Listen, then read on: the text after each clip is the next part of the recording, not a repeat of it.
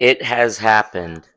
Rumors have been speculating all summer long, but finally in October, after the preseason for the Sacramento Kings has already been going on for weeks now, Russell Westbrook is now finally a Sacramento King. I'm going to break that down in a minute, along with the fact that they also signed a familiar face who also served as a fan favorite during the NBA bubble. And throw it down. H2O. Damn, nice spin by the Another look for Nemanja. Has rewarded himself after that outstanding. Barnes just rises up. Oh, Jack. Big boy shot. Another jump. And then a quick Rondo. Rudy Gay. Oh, get off my find him on the second one as well. Dude. Tyrese. For him, that pick and roll. You want to see that?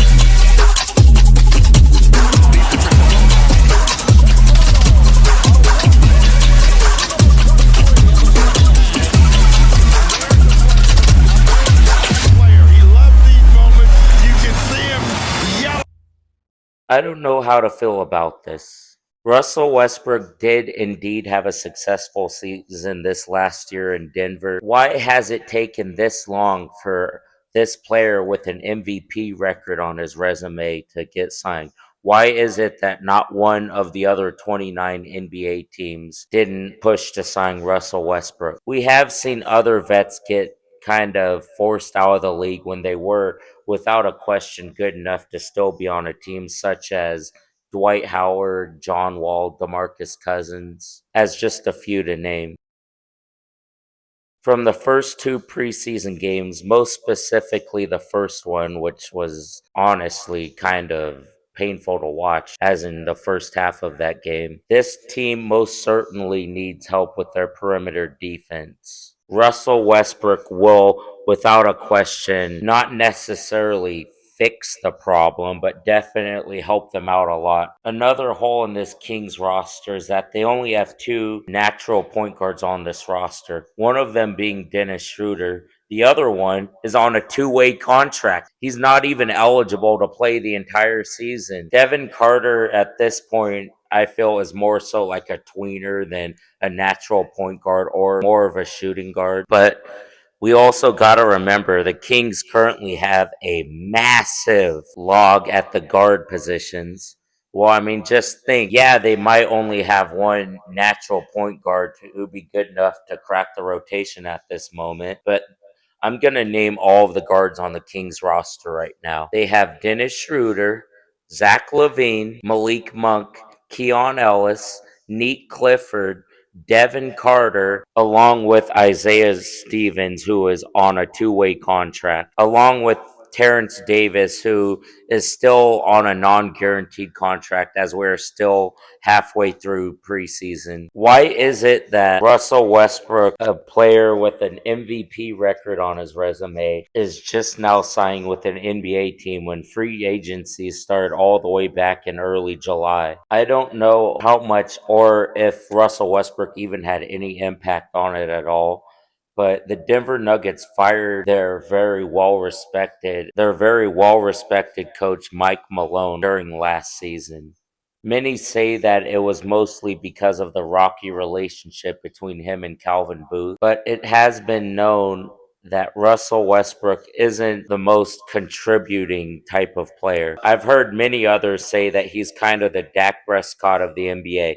He puts up very impressive stats, yes, but sometimes numbers speak louder than how big of an impact that player actually makes for their team or how they contribute and help their team win games. But you got to realize how important Russell Westbrook was this last season in Denver. He started a handful of games for the Nuggets when Jamal Murray or Christian Brown would be out with an injury. And the Denver Nuggets were a very successful team and he fitted right in. But why is it that the Denver Nuggets didn't want to bring him back? If he was so successful as a sixth man, then why couldn't they just offer him a new contract? Especially if the Kings were able to sign him for just a veteran's minimum. So I feel very iffy. There is most certainly a lot of good and a lot of question marks involved with this signing. Please comment below. I want to hear what you guys think. Did the Kings do the right thing or the wrong thing by signing Russell Westbrook?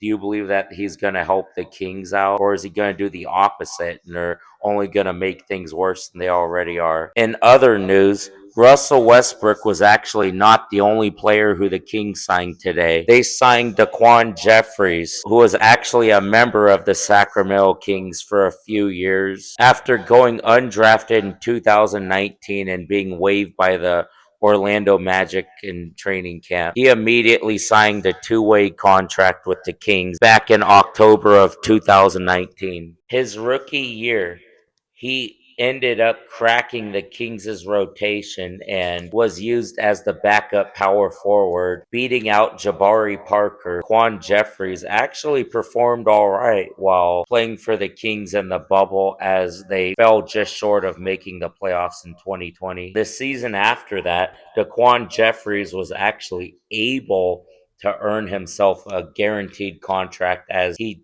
transitioned from being on a two-way contract to being on a standard one on the regular 15-man roster. However, that was cut short, as in the middle of the 2020-2021 NBA season, the Sacramento Kings decided to waive DaQuan. Since then, he's actually been on a few other teams. Aside from being a full-time G League player, he has had stints with the New York Knicks and Charlotte Hornets. While being a limited rotation player on both of those teams, he got his opportunities and he had his moment. Most importantly, this team obviously needs more forward depth than they do with guard depth. And if DaQuan Jeffries can accept a role where he doesn't play every game, but whenever he does get his number called, he comes in, contributes, and on a veteran's minimum contract, I'm all right with this move, as it's also a non-guaranteed contract. If the Kings do not believe that DaQuan Jeffries is capable of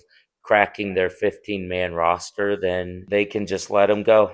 You guys will be hearing from me again very soon. Thank you very much for listening, and as always, peace.